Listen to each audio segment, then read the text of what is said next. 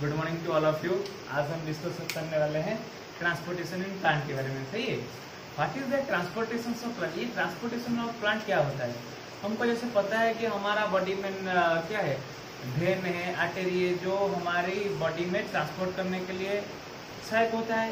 ऐसे प्लांट के शरीर में है, लेकिन इतना एडवांस नहीं है। उसका ट्रांसपोर्टेशन का फॉर्मूला उतना एडवांस नहीं है, उनका स्ट्रैटेजी उतना एडवांस नहीं है। लेकिन प्लांट की भी एक ट्रांसपोर्टेशन का मीडियम है, हम उसको जरूर याद रखना चाहिए। तो चलो अब चलते हैं कि क्या होता है ये ट्रांसपोर्टेशन, क्यों होता है ये ट्रांसपोर्टेशन। सही है। ट्रांसपोर्टेशन का जरूरी क्या है ये हमारा बॉडी में। तो आप सबको पता है कि ये जो मिनरल होता है, ये जो ऑर्गेनिक फूड है, ये जो वाटर है, वो सब ऑब्जर्व कौन करता है? हमारा रूट करता है। ये रूट ऑब्जर्व करने के बाद ये सब कहाँ पर जाती है? हमारा लीफ के ऊपर। बताओ मुझे एक बात, how that organic food, that water, that our leaf, that our some minerals goes from that root to our leaf? how?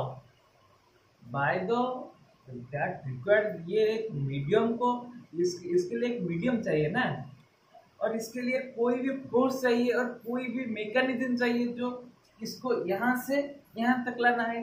यहाँ किसी तरह से देखो, ये अब एक रूट हो गया, ये रूट को इसको थ्रू चलना है, ये होता है ट्रांसपोर्टेशन। ओके, ये होता है ट्रांसपोर्टेशन, ये होता है transportation. Okay, then come to, ये ट्रांसपोर्टेशन होने के बाद हम अब जाएंगे कि उसका मैकेनिज्म क्या है, क्या कैसे होता है। हम हमारे जो बॉडी में जो होता है, वेन उसको बोलते हैं, आर्टरी उसको बोलते हैं। ऐसे उसके बॉडी में दो तरह की चीज होती है जो आप सब भी जानते होंगे कि एक होता है जाइलेम और एक होता है फ्लोएम। आज हम डिस्कस उसके बारे में करना होगा, और ये जाइलेम कैसे ऐसे वर्क करता है उसके बारे में भी कुछ बात करनी है इस वीडियो में। ओके, तो चलो हम अब बात करते हैं कि कैसे ये मैकेनिज्म तब हो गया, जाइलेम फ्लोएम। उसके बाद आएगा जब अब सबको पता है कि अभी तक फोटोसिंथेसिस का एक भी क्लास नहीं है, लेकिन आगे चलकर हम फोटोसिंथेसिस की क्लास लेंगे आपसे। तो देखो फोटोसिंथेसिस में क्या होता है, ये कार्बन डाइऑक्साइड से वाटर को मिलाकर ग्लूकोज क्रिएट करता है एंड ऑक्सीजन क्रिएट करता है। ये होता है उसका photosynthesis. But another thing is very much required to photosynthesis is sunlight.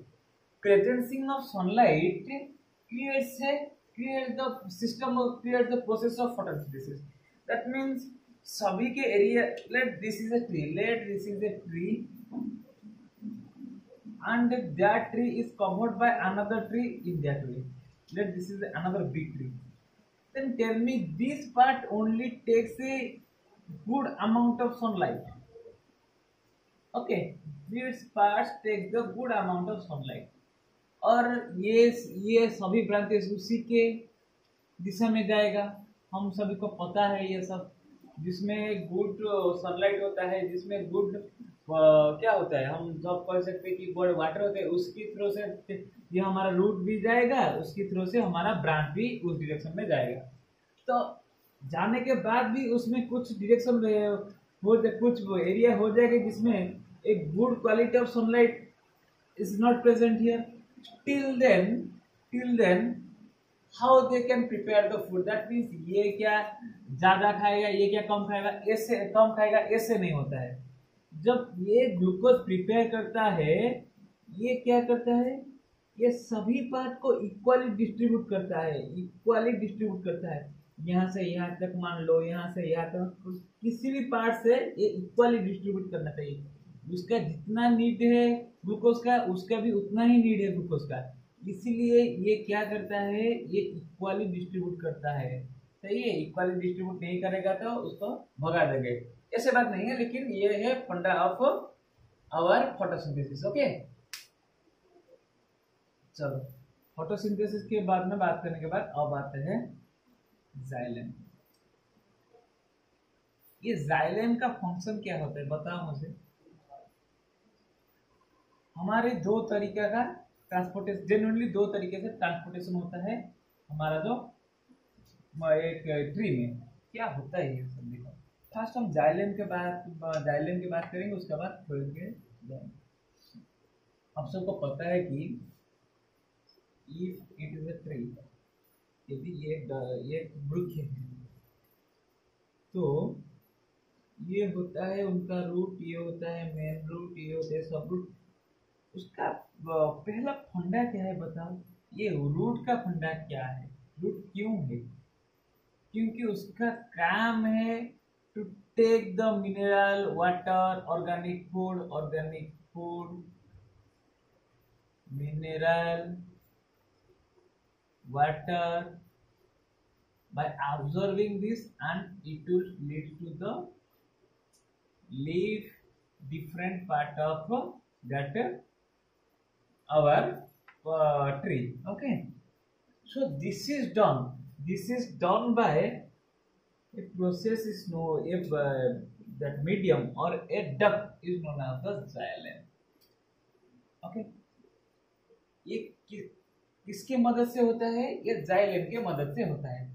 अब आई बात समझ में, तो देखो, तो हमको पता है कि डिफ्यूजन एक प्रोसेस है। यदि इस सेल से ज्यादा वाटर है, इस सेल में वाटर नहीं है, तो वाटर डिफ्यूज करके यहां से यहां तक आ जाएगा। सही है।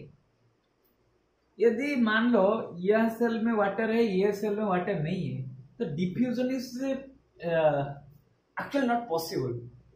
not possible that diffusion that it goes from that to that. Okay, ये अब क्या करता है, इसलिए हमारा एक मेथड होता है ट्रांसपिरेशन। ट्रांसपिरेशन के चलने के बाद ये जाइलेम ने यहां से वाटर को उसको टिप पर ले जाता है। इसे ये जो जाइलेम होता है, ये जाइलेम का, हाँ, उसका डिस्कशन करने के पहले हम जाइलेम का टाइप्स ऑफ जाइलेम देख लेंगे और डिफरेंट पार्ट ऑफ जाइलेम देख लेंगे। सही।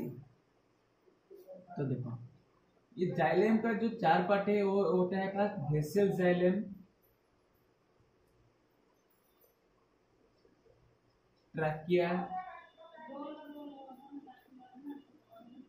ट्रैकियाड, next comes to vessel trachea, then comes to parenchyma, and third is your फाइब्रोजेल। ये चारों पार्ट है जाइलेम के अंदर। Okay, so basically these two part work करते हैं, और these two important part that we have to see here. What happens here, ये जब एक जाइलेम रूट के बाद स्टार्ट होता है, तब देखो ये कैसे होता है। ये जो हमारा वेसल्स होता है, ये ऐसे होता है वेसल की तरह, सिलिंडर की तरह। इसमें पोर, स्मॉल पोर होता है। उसके बाद ये जो ट्रैकेट्स होता है, ये ट्रायंगल की तरह से होता है, उसके साथ भी एक पोर होता है। और ये अरेंज होता है इन ए फॉर्मल, अरेंज होता है from the root to tip of the tree. That means when the water enters through that xylem, then that small pores gives water to all parts. See here, by that small pore, water going to all directions of the plant. Okay, तो ये क्या होता है, ये xylem को चारों दिशा से ले जाता है। सही है। तो ये होता है चारों पार्ट्स जाइलेम के। ओके, तो अभी आते हैं जाइलेम कैसे वर्क करता है। जाइलेम को देखो, एक एग्जांपल ले लो। कैसे हम ट्यूबवेल से पानी को ऊपर ले आते हैं, बाय गिविंग ए फोर्स। एक फोर्स की तरह से हम उसको ऐसे खींचने के बाद ये पानी ऊपर उठता है, उसके बाद हमसे। अब सब ऑब्जर्व करते हैं कि वेल और ये कूप के बारे में। एक कूप में क्या होता है, हम जब एक ये क्या बोलते हैं उसको बकेट डालते हैं, उसके बाद हम फोर्स लगाकर ऊपर, ट्रांसपिरेशन का ये नहीं होता है कि ऊपर से नीचे तक by gravity, this requires a force. So xylem क्या करता है, जाइलेम में नीचे से लेकर ऊपर तक जाता है, तो it should be have equal force और equal mechanism to go from that lower level to higher level. So xylem is most important. Xylem में क्या होता है कि कैसे मैकेनिज्म उसकी क्या है, जाइलम का मैकेनिज्म क्या है जिसके तरह से ये, जिसके थ्रू ये यहां से पार्टिकल को यहां तक लाना पाए, ये क्या है उसका mechanism. Direction is anti gravity directional. So this is requires a force. तो हम उसको तीन तरह से कह सकते हैं कि हम जो पता है हमको सबको, ट्रांसमिनेशन। और ये ट्रांसमिशन क्या होता है, evaporation of water from the upper layer is known as the transmission. Okay, see here. ये ट्रांसमिशन के बाद ये जब एक वाटर होता है ये क्या ऊपर चला जाता है by the through evaporation and this is through stomata. Remember that the small pore present in leaf, in stem, in maximum part of the tree is known as stomata, and 90% stomata present in leaf. So where the transpiration evaporation takes place maximum in leaf. This remember only the transpirations. After that we have to tell about them. How the transpirations occur? Transpirations means if required some water, and after requiring water that will be go out. But how these waters comes to this place? How? That transpirations also having the three mechanism to conduct the transpiration. Okay. एक क्या होता है adhesion, no first होता है cohesion, उसका बाद उसको बोलते हैं कोहेसिव फोर्स, एडेशन उसको बोलते हैं एडेसिव फोर्स, उसका बाद होता है सरफेस टेंशन। ये तीनों मैकेनिज्म होता है किसके लिए, ये जो हमारा इवापोरेशन और ट्रांसमिशन करने के लिए। ये कोहेशन क्या होता है, cohesion is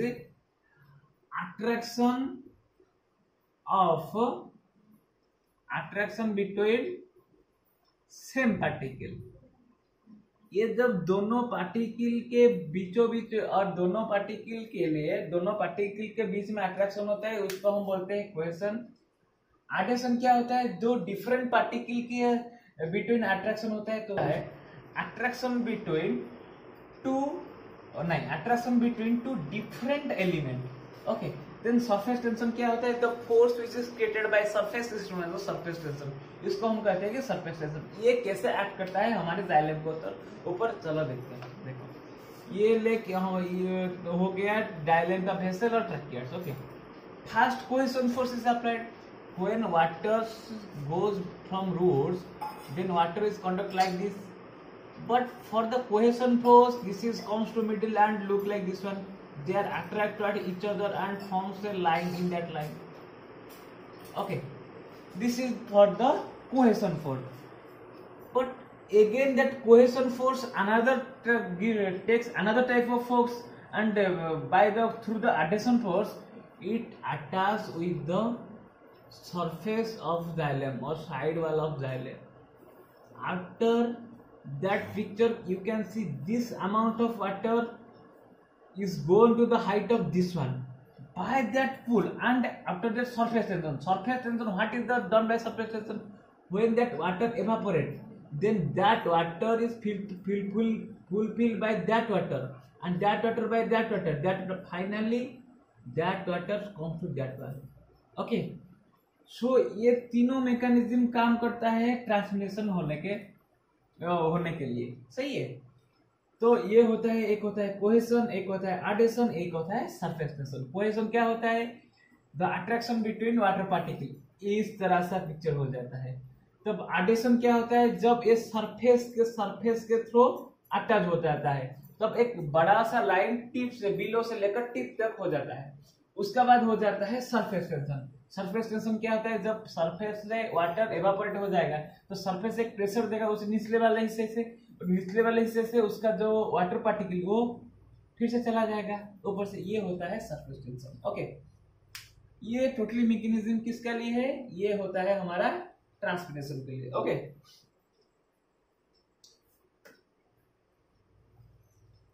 then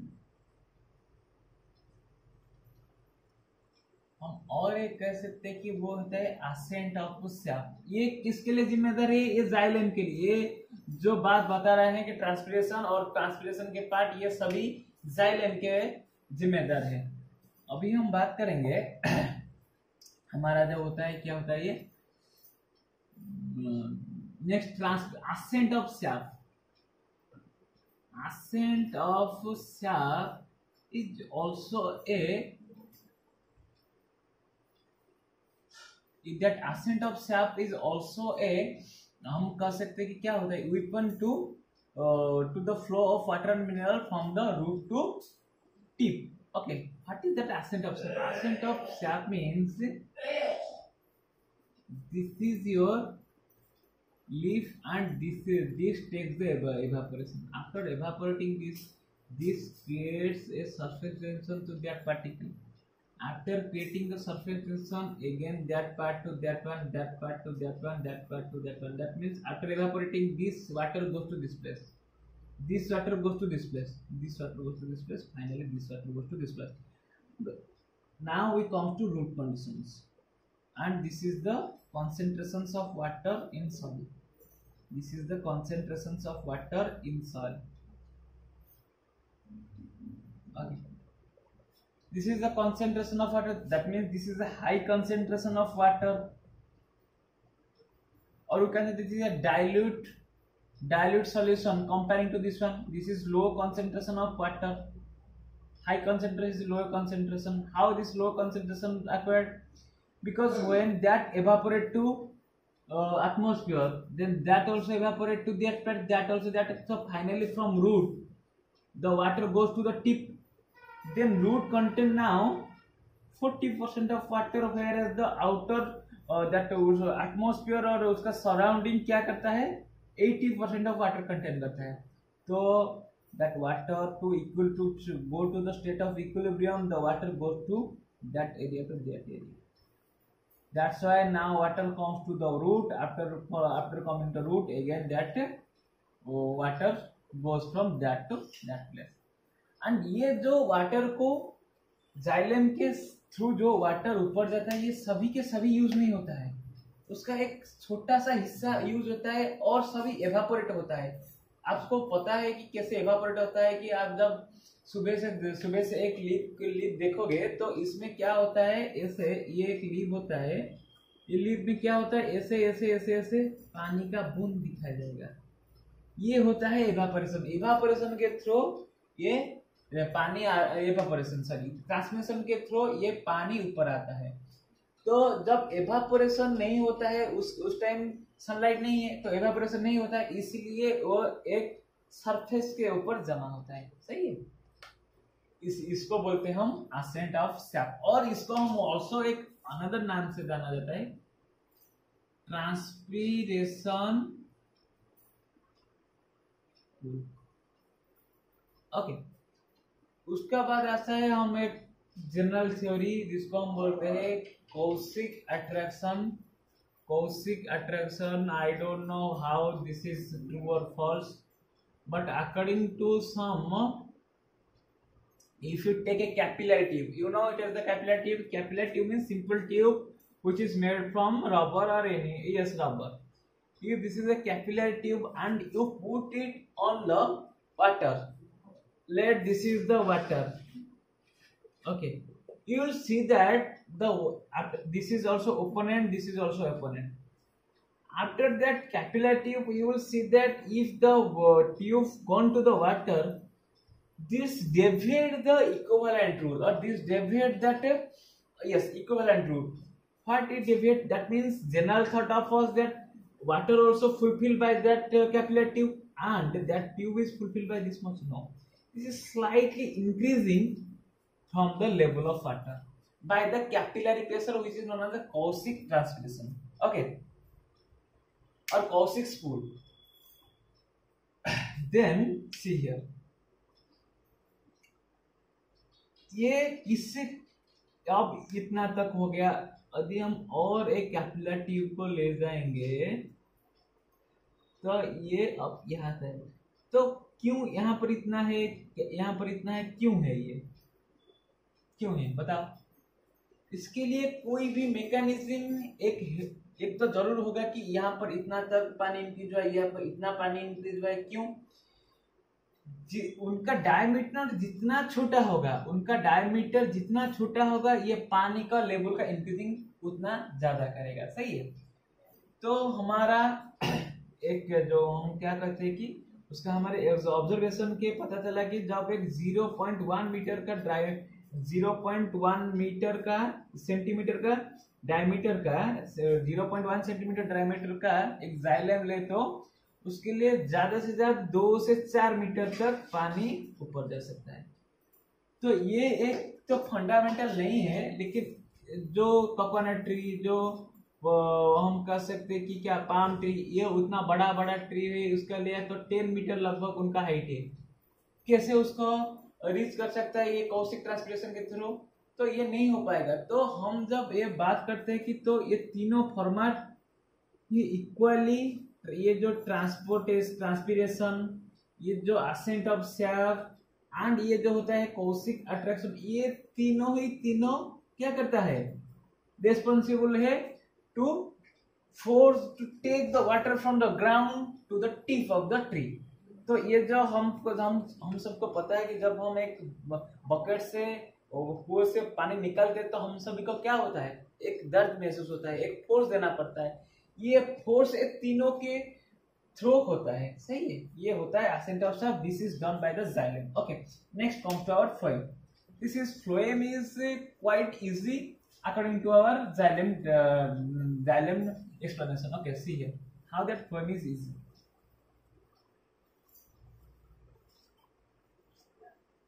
This is the phloem.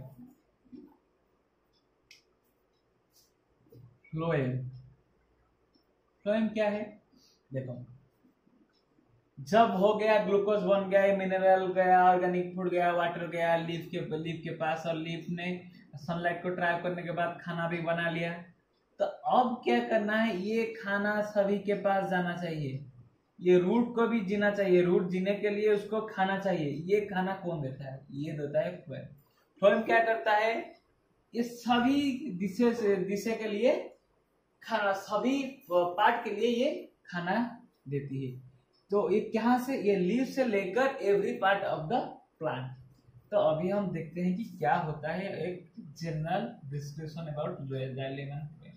देखो, ये होता है एक ट्री, ये उसका रूट होता है। Let this is some roots. Okay,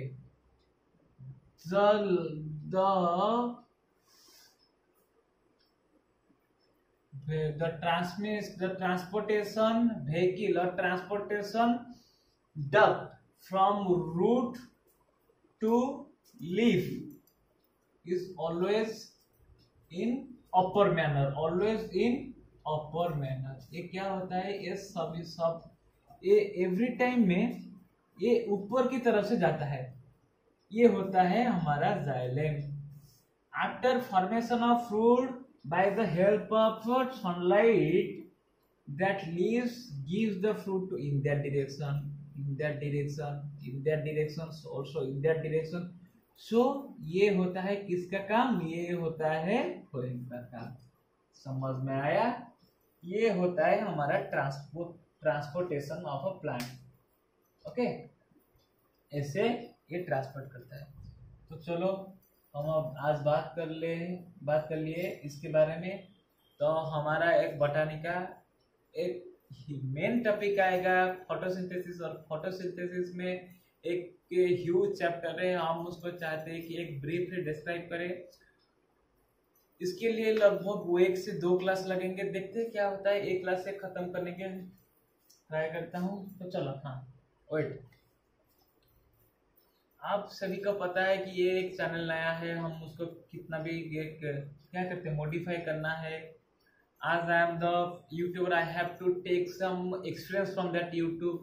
I have to take some knowledge. I have to take some recommendations. I have to take some comment, some compliment to increase grow my channel and to grow my understanding capability, to grow my teaching capability from you. Okay, so please you have to like, share and subscribe my channel. That's why I will be motivated, and I will try my best to give you different type of new videos. Okay, if you go to any topic, then I will give any type of topics of science and mathematics. And if you have any doubt on any topic, then you can comment me in my comments. Okay, thank you.